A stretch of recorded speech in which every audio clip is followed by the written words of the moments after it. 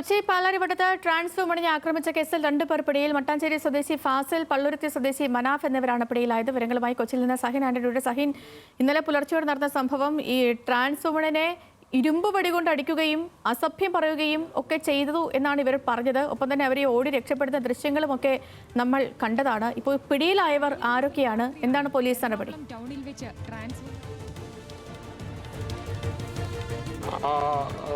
സേതു സൂചിപ്പിച്ചതുപോലെ തന്നെ 2 പേർ ട്രാൻസ് വുമനെ ക്രൂരമായി മർദ്ദിക്കുന്ന ദൃശ്യങ്ങളാണ് പുറത്തു വന്നത്. മാത്രമല്ല, ആ മർദ്ദനത്തിൽ ട്രാൻസ് വുമന്റെ കൈക്ക് ഒടിവുണ്ടാകുകയും ചെയ്തു.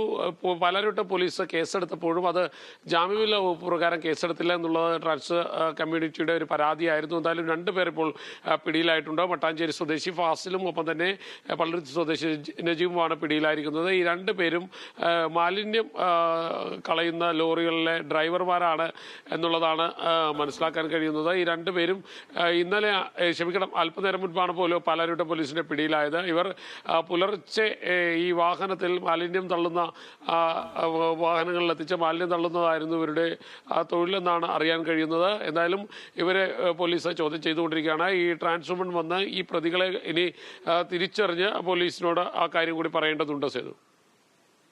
ശരി സഹിൻ.